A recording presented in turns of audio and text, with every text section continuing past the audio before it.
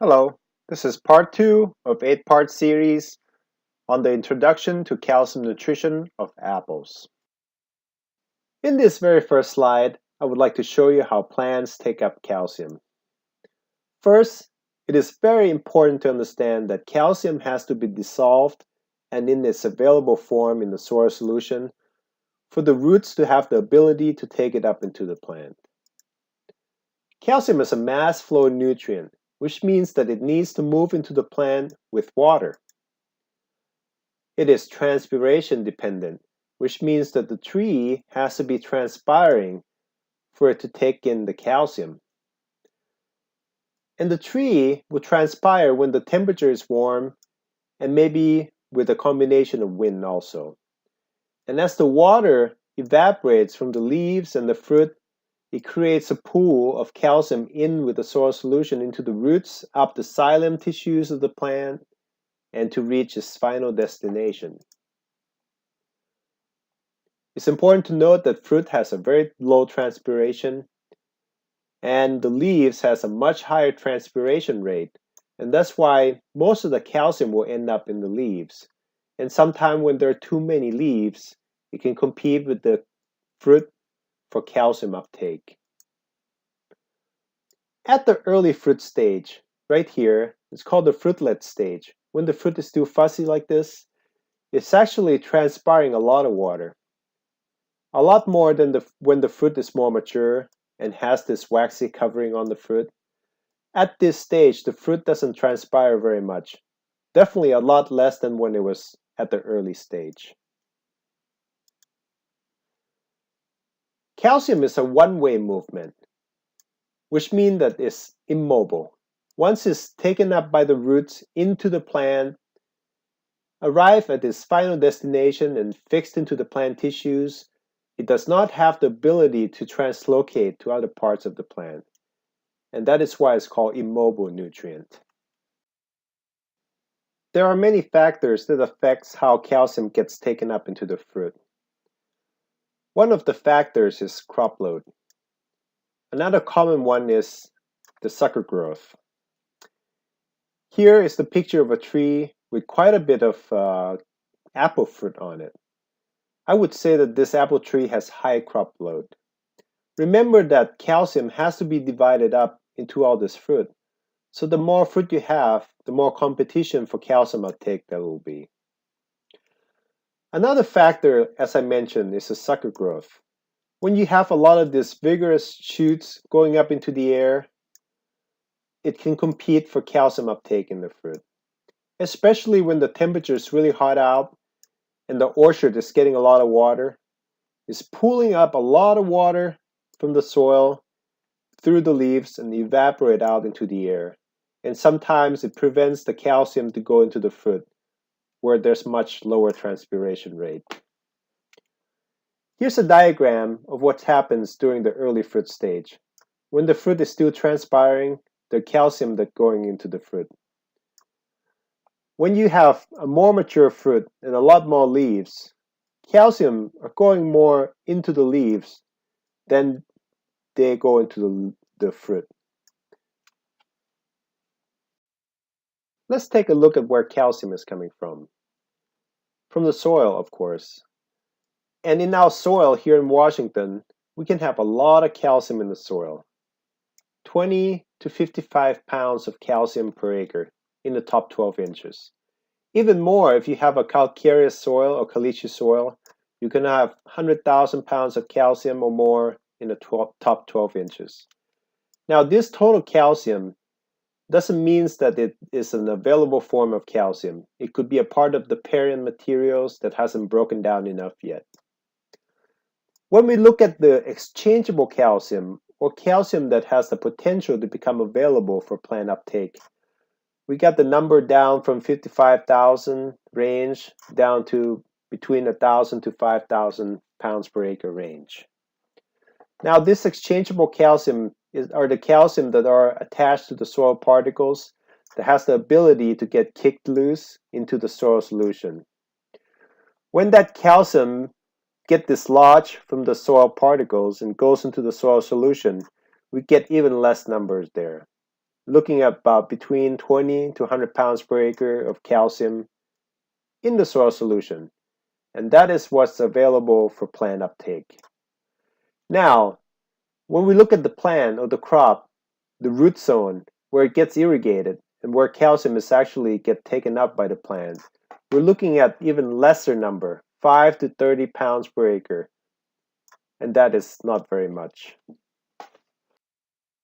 You have probably seen a chart like this before. It's called the nutrient availability chart, and it's based on the soil pH range. I'm not going to get into much details about this chart, but I will tell you that for me, this is not very useful at all. Because if you just look at the calcium, for example, I know that calcium is most available between the range of pH 6 to pH 9. So if someone would look at this chart and see that, oh, calcium seems to be fairly available, so I shouldn't have any problem, then that is not correct. The availability of calcium for crop uptake has a lot to do with the soil type that you're growing your crop in. In this example, we have what's called the calcareous soil or the caliche soil. As you can see here, there's chunks and bits of white rocks that are all over the place. These are basically calcium carbonate rocks, basically lime. When you take a soil test from a field like this, it will tell you that you have a lot of calcium into the soil. And you might be inclined to think, oh, I have a lot of calcium, I should be doing okay. But the reality is, these are the wrong kind of calcium to have in the soil. It tends to drive the pH up a lot, and it's usually not very readily available for your crop uptake. Then we have a sandy soil. Sandy soil is very common in Washington, especially in Mattawa area and maybe some other parts of the state. This soil here is basically pure sand. And pure sand would normally have very low calcium content, low organic matter content, generally just low nutrient content across the board. The problem with sandy soil is that it doesn't have any nutrient holding capacity. So when you're watering with the drip line right here underneath the tree, the water just goes straight down the soil profile. And so you get the moist area right underneath the drip line, but not everything out here stays fairly dry. To make this work, you have to use a lot of water and a lot of nutrients. Here's another fairly common type of soil here in Washington State. It's a sandy loam soil. Sandy loam soil would tend to have more organic matter content and silt content in the soil than just a sandy soil or loamy sand soil. It will have a better nutrient holding capacity and better water holding capacity than lighter sandy soil. This soil is generally considered a very good soil for growing apples in. They tend to have very good soil structure and makes for a very good root environment. Calcium is only taken up at the root tip. Roots will only grow in response to nutrients, and as it grows in the soil, it will pick up calcium that is in the soil solution. Roots will not pick up any calcium behind the root tip, the area where it has been superized. It is very important that you have active growing root tip so that it is constantly picking up calcium that is in the soil solution. Here's an example of good root health and poor root health. You can be sure that calcium uptake is going to be much better in these roots here than in these roots over here. Now that I've touched on how plants takes up calcium, let's take a little closer look at what happens to calcium into the soil solution as the plants pick it up and put it into the fruit. This particular study was done on broccoli. I'm including a picture of apple here just for the visual effect of how much nutrients needs to go into all those fruit. Now, in this broccoli study, they found that there was a lot of calcium in the soil solution beginning of the season. But as the season progressed, the crop removed those calcium and the level of calcium in soil solution has dropped dramatically. Now, the crop needs a constant supply of 30 to 50 ppm for good growth.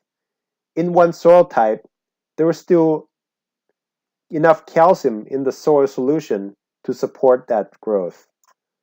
In a different soil type, the soil was not able to replenish the calcium into the soil solution, and now the calcium in the soil solution has dropped below the optimal level, and this crop will run into a calcium deficiency problem.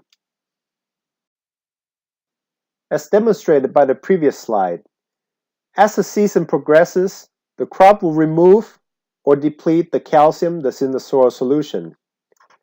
Now, the exchangeable calcium or the calcium that is in the soil reserves will replenish the calcium that is in the soil solution. The problem is, if the replenishing rate of the soil reserves into the soil solution is slower than the removal rate of the crop from the soil solution, then you run into a calcium deficiency situation. As demonstrated in a couple of slides earlier in the broccoli study, different soil type will have a different ability to maintain calcium in the soil solution. And this slide will attempt to show you why. Here is an increasing absorption of cations by clay particle. And you can see that calcium has the strongest absorption to the clay particle than all of these other cation nutrients. What that means is that when the roots come in, the roots will exude acidity that will attach to the negative sites on the soil particle in an attempt to dislodge one of these nutrients to go into the soil solution available for the root uptake. And calcium is the least likely nutrient to get dislodged from the soil particle. Now, different soil types will have different composition of all these nutrients, changing the way calcium gets dislodged from the soil particles into the soil solution. Here's another look at how nutrients get dislodged from the soil particle and into the soil solution. This one right here shows the soil particles that pretty much has no hydrogen ions on it. Basically, it has higher pH or low acidity. A lot of nutrients are attached to the soil particle there. Now, as acidity increases or the pH gets lowered, you will start to see more of these hydrogen ions. And these hydrogen ions will attach to the soil particles, in turn dislodging all these nutrients into the soil solution. Now, the lower the pH is not the better. You may be inclined to lower the pH in order to get more nutrients into your soil solution, but you have to be really careful about that. For apples in Washington, you want to maintain your soil pH between 7 and 8, and there's a lot of reason behind that.